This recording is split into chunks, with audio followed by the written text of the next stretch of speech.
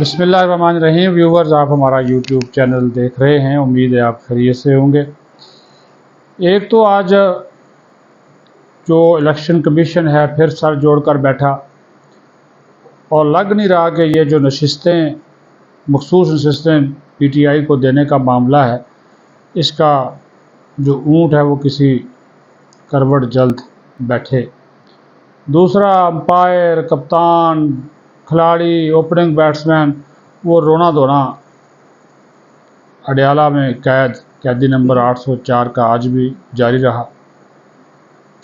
اور تیسری بڑی خبر ان لوگوں کے لیے جو ٹیکس نہیں دیتے، 1 اکتوبر سے ان کے خلاف بہت بڑا کریک ڈاؤن ہونے جا رہا ہے۔ بینک اکاؤنٹ بند، بین الاقوامی آپ کا سفر بند، اور اس کے ساتھ ساتھ جناب آپ کی جائیداد، اور اگر آپ کوئی بزنس کرنا چاہتے ہیں تو وہ بھی نہیں آپ کر سکتے۔ اور یہ جو ہم کھیلتے ہیں نا فائلر نان فائلر، یہ نان فائلر والی گیم ختم ہو رہی ہے، یہ کیٹیگری ہی ختم ہو رہی ہے۔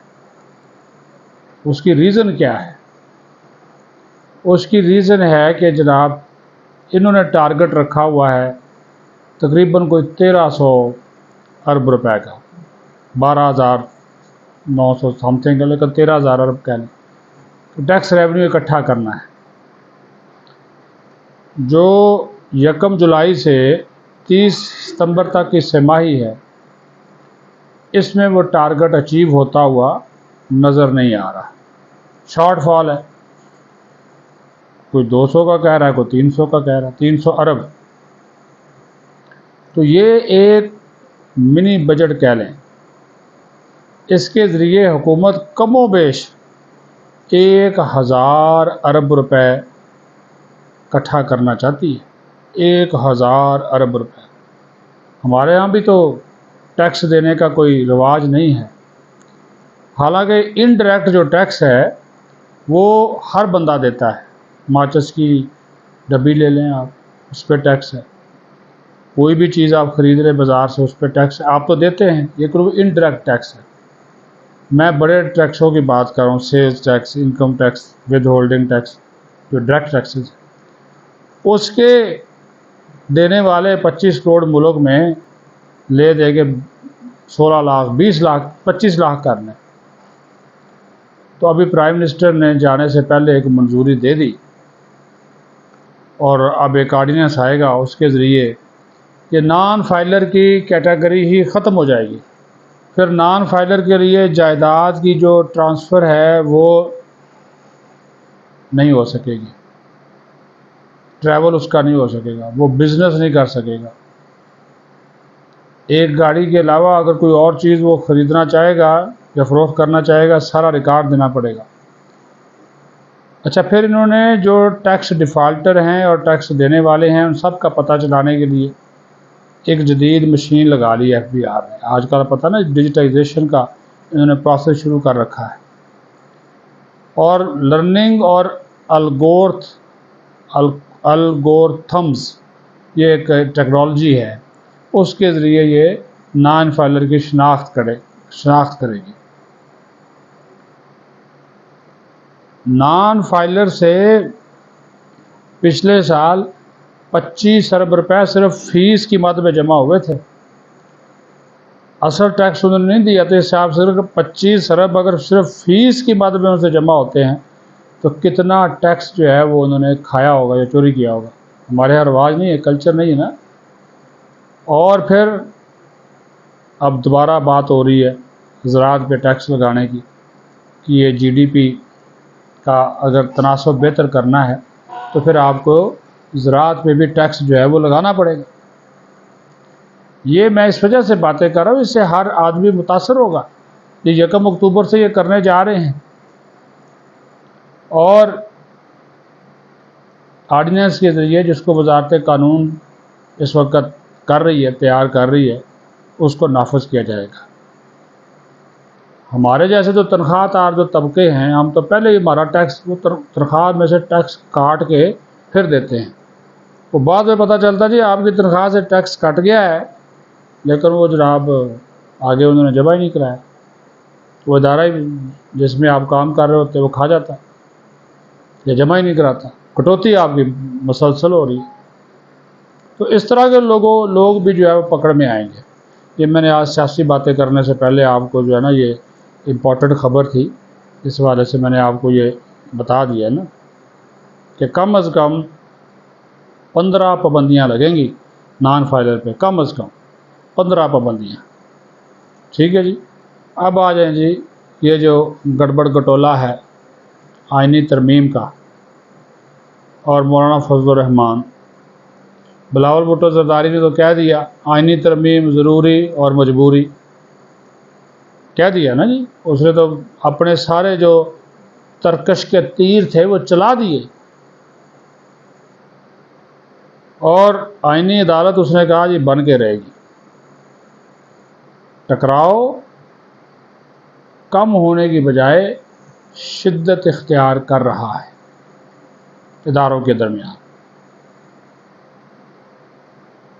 مسئلہ صرف یہ ہے کہ طاقتور کون ہے، اس کی جنگ لڑی جا رہی ہے، عوام کی کسی کو کوئی پرواہ نہیں ہے۔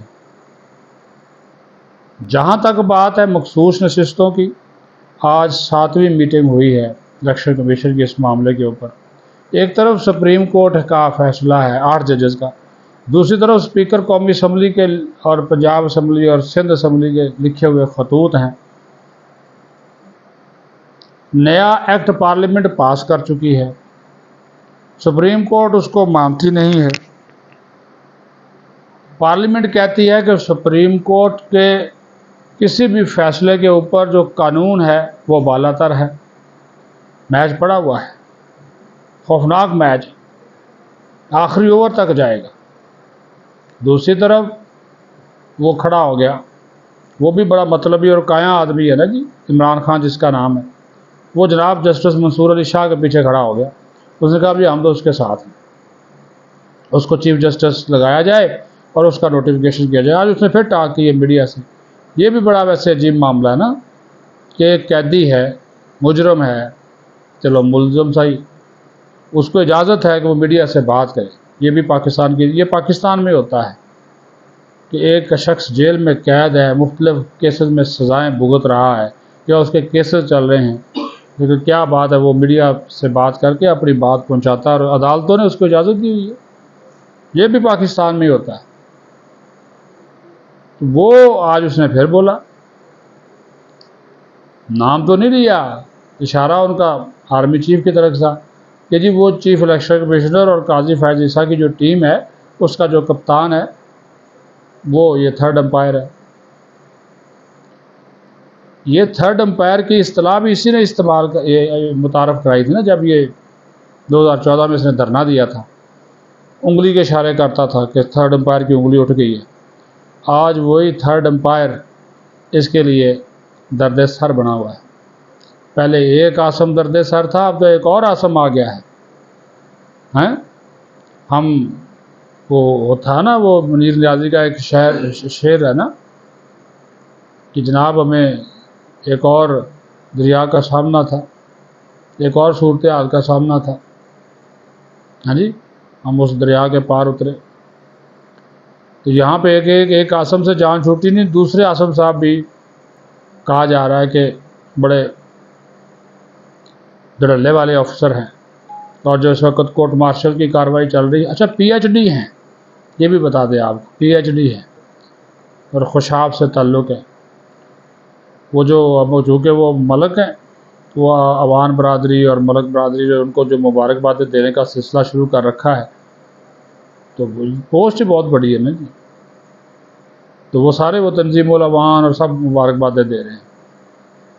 اس سے بھی خوف ہے، وہ بھی میں نے کل آپ کو بتایا تھا کہ کیا خوف ہے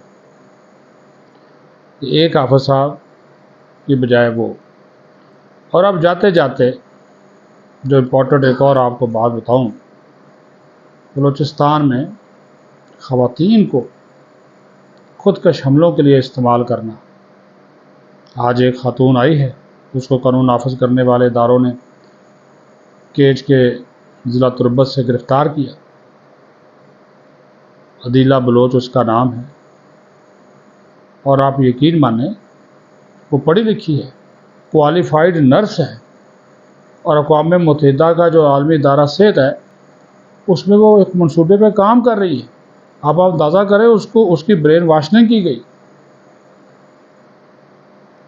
اس کو خودکش حملہ آور بنایا گیا ان علیحدگی پسندوں نے اپنے مذموم مقاصد کے لیے، بلوچستان کی آزادی کے لیے۔ اس نے سارے اعترافات کیے، اس نے بتایا سارا کچھ اپنی فیملی کے ساتھ، اس نے پریس کانفرنس کی، میڈیا پہ آپ لوگوں نے دیکھی ہوگی۔ لیکن کہنے کا مطلب دیکھیں یہ انتہائی خوفناک ٹرینڈ ہے کہ خواتین کو خودکش حملہ آور بنایا جا رہا ہے۔ پاکستان آزاد ملک ہے اور بلوچستان پاکستان کا حصہ ہے، اور یہ لوگ جو پہاڑوں پہ بیٹھے ہوئے ہیں کہ بلوچستان کی آزادی کی بات، کس سے آزادی مانگنی ہے جی آپ نے؟ کون سا؟ آپ کو تو حکومت کہہ رہی کہ قومی ادارے میں آئیں، مذاکرات کریں، قانون مانیں، آئین مانیں اور بیٹھے اپنا کام شام کریں، لیکن چونکہ فنڈنگ باہر سے ہو رہی ہے، مال باہر سے مل رہا ہے، انڈیا ملوث ہے، افغانستان ملوث ہے، اور ملک دشمن ایجنسیز ملوث ہیں، وہ مال دیتی ہیں۔ ان کے جتنے بھی بلوچوں کے لیڈر ہیں نا باہر بیٹھے ہوئے ہیں، کوئی سوئٹزرلینڈ، کوئی دبئی، کوئی لندن، وہاں سے بیٹھ کے مال پانی پکڑ کے ان بچوں کو وہ استعمال کرتے ہیں، بلوچ نوجوانوں کو گمراہ کیا جاتا ہے۔ اچھے مستقبل کی ضمانت جب انسان دنیا میں نہیں رہا، خود کا حملہ کیا، خود بھی مر گیا، تو کیا اچھا مستقبل ہے؟ یہ ان کے طریقہ واردات ہیں، لیکن وہ گرفتار ہو گئی ہے، اس کو سیکورٹی اداروں نے اپنی تحویل میں لیا ہے، اس کو اور اس کے خاندان کو تحفظ دیا ہے، اور اس کو قومی ادارے میں وہ لانے کے لیے اب جو ہمارے ادارے ہیں وہ اپنا کردار ادا کر رہے ہیں۔ پاکستان ہے تو ہم سب ہیں، اس کی ترقی کے لیے، خوشحالی کے لیے سب مل کر کام کریں۔ اجازت دیجیے، پاکستان زندہ باد۔